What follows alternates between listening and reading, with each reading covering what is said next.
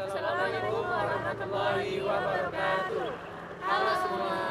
Kami dari kelompok 1 kelas A dari program studi teknologi pulp dan kertas Universitas Riau akan menjelaskan tentang identifikasi bahaya, contoh dan pengendaliannya, loto, menjelaskan teknik pemadaman api, dan program pencegahan kebakaran, hazard dan risk. Selamat menyaksikan.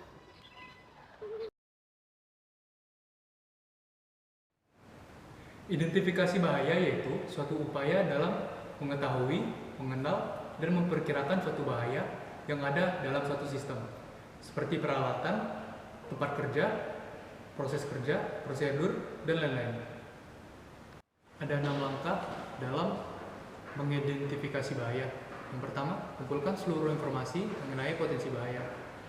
Kedua, lakukan inspeksi secara langsung mengenai potensi bahaya yang akan terjadi pada tempat kerja. Kemudian, identifikasi bahaya yang mengenai kesehatan kerja. Kemudian, investigasi setiap insiden yang terjadi. Kemudian, identifikasi bahaya yang terkait dengan hal emergensi atau non-rutin. Dan yang terakhir, kelompokkan sifat-sifat bahaya dan lakukan pengendalian secara sementara.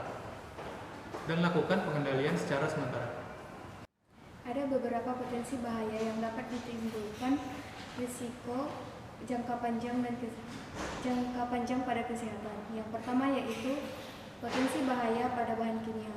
Contohnya asap, debu, uap, dan gas. Kemudian bahaya biologis.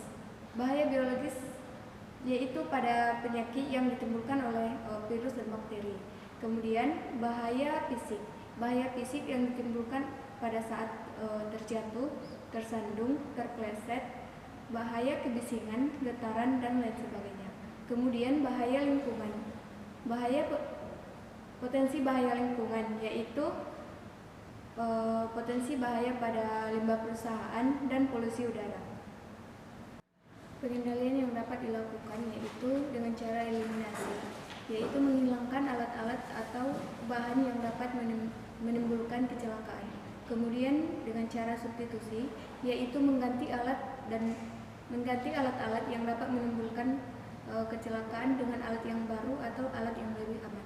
Kemudian dengan cara administrasi, yaitu menerapkan prosedur dan aturan kerja. Dan yang terakhir adalah menggunakan APD pada saat bekerja.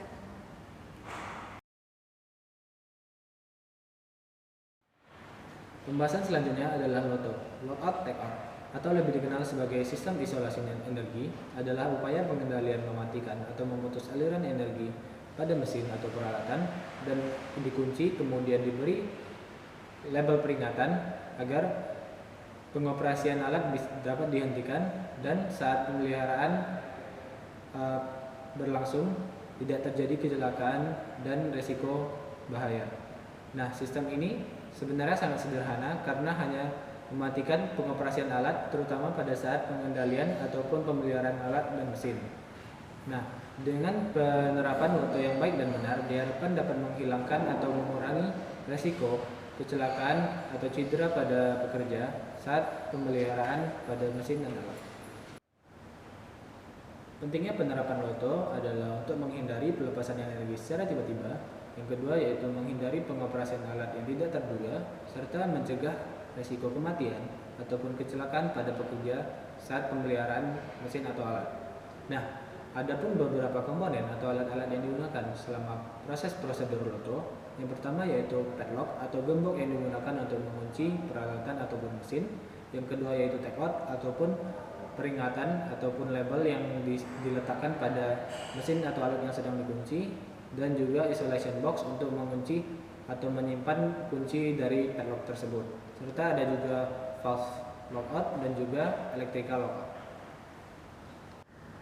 Lalu ada prosedur untuk melakukan LOTO. Seperti yang sudah dijelaskan, LOTO merupakan sistem isolasi energi. Sebelum pekerja melakukan LOTO, pekerja harus melakukan analisa energi pada alat tersebut. Energi sini bisa berupa energi listrik maupun energi panas. Nah, LOTO baru bisa diterapkan kepada alat yang tidak memiliki simpanan energi seperti baterai atau lainnya. Setelah itu, pekerja meminta izin kepada atasan untuk melakukan lockout record, untuk meminta confirm sebelum melakukan pekerjaan atau maintenance di alat tersebut. Setelah mendapatkan confirm atau izin dari atasan, pekerja lalu menghubungi pusat kendali untuk meminta energi tadi diputus. Setelah energi diputus, pada sekring ataupun valve dipasang gembok, lalu dikunci. Kunci dari gembok tadi dimasukkan ke dalam safe box untuk disimpan, dan pada kotak tersebut terdapat informasi-informasi lainnya.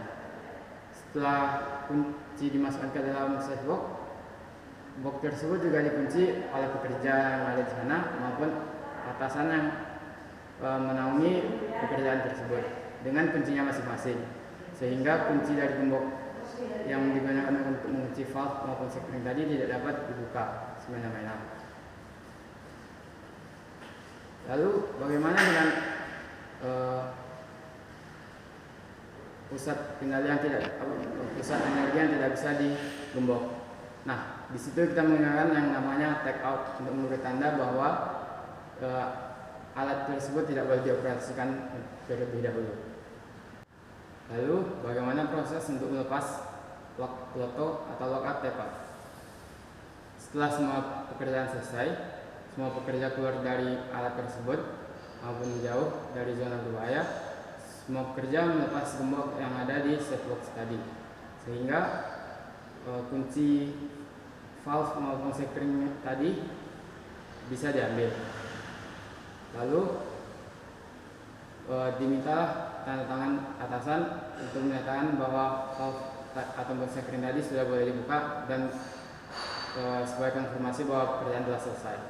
Setelah itu baru gembok yang ada di valve maupun sekring tadi boleh dibuka dan mesin dioperasikan kembali. Penjelasan selanjutnya yaitu teknik pemadaman api. Upaya pemadaman api dikenal dengan istilah teknik pemadaman, taktik pemadaman, dan strategi pemadaman. Taktik, teknik, dan strategi pemadaman dapat dijadikan sebagai acuan untuk individu, kelompok masyarakat maupun anggota pemadam kebakaran untuk menanggulangi kebakaran. Terdapat beberapa macam teknik pemadaman kebakaran. Yang pertama ada teknik pendinginan. Teknik ini menggunakan metode dengan menurunkan temperatur permukaan benda yang terbakar, biasanya dengan menyemprotkan air. Yang kedua yaitu ada teknik isolasi oksigen. Teknik ini menggunakan metode dengan menutup permukaan benda yang terbakar dengan menggunakan serbuk ataupun busa untuk memutus kontak oksigen. Yang ketiga yaitu ada teknik mengambil atau memindahkan bahan bakar. Teknik ini memfokuskan untuk mengurangi, memisahkan, dan juga menghentikan pemasukan bahan bakar untuk menghentikan proses pembakaran api. Yang keempat yaitu teknik memecahkan rantai reaksi kimia. Teknik ini menggunakan bahan bakar tertentu untuk mengikat radikal bebas, pemicu rantai reaksi api. Bahan bakar yang digunakan pada teknik ini yaitu helon. Namun pada saat ini penggunaan helon dibatasi karena helon dapat menimbulkan efek rumah kaca. Teknik yang kelima yaitu teknik pembatasan oksigen. Teknik ini merupakan teknik pemadaman api dengan cara meniupkan inner gas untuk menghalangi unsur gas oksigen menyalakan api. Media yang digunakan pada teknik ini yaitu gas CO2. Selanjutnya menjelaskan tentang Fire Prevention Program atau program pencegahan kebakaran. Program pencegahan kebakaran adalah serangkaian suatu tindakan dan strategi yang dirancang untuk meminimalkan risiko kebakaran dan meningkatkan keselamatan. Program pencegahan yang pertama yaitu bahaya kebakaran listrik. Upaya pencegahannya yaitu 1. Pastikan kabel penahan telah diganti. Yang kedua, jangan ganti kabel ekstensi sebagai pengganti kabel permanen. Yang ketiga, pastikan kabel dan sumber arus listrik telah diisolasi ganda. Yang keempat, selalu cabut arus listrik dengan cara menarik penempatannya, bukan kabelnya.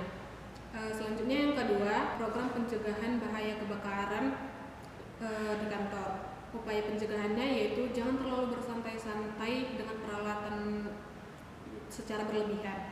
Yang kedua, pastikan peralatan listrik telah mati kalau tidak digunakan. Yang ketiga, pastikan kabel tidak diletakkan di bawah karpet atau permanen. Yang keempat, menjaga tempat penyimpanan bersih dari sampah. Program pencegahan yang ketiga yaitu bahan mudah terbakar kelas A. Contohnya seperti kertas, kayu, kain, dan beberapa plastik. Upaya pencegahannya yaitu yang pertama, simpan sampah pada wadahnya.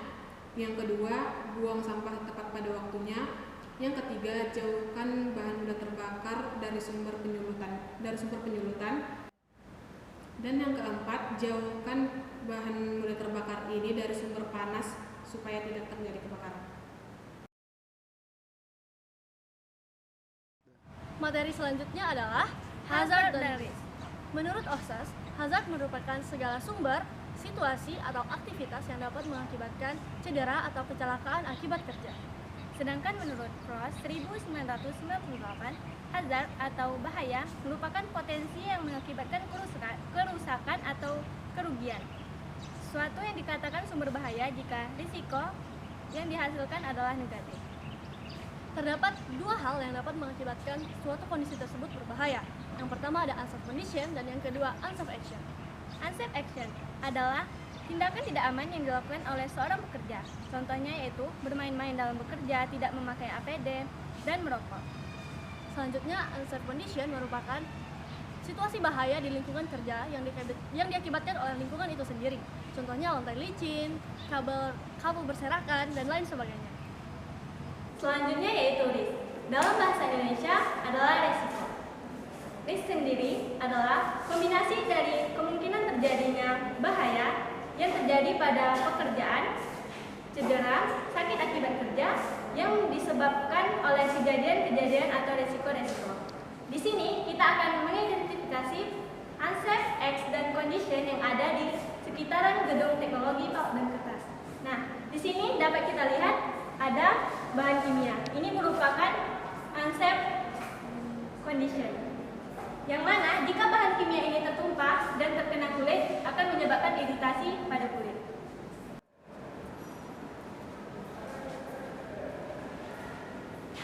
Selanjutnya adalah unsafe action yang ada di sekitar kampus. Seperti yang dilihat sebelumnya, seseorang berjalan sambil memainkan gadget.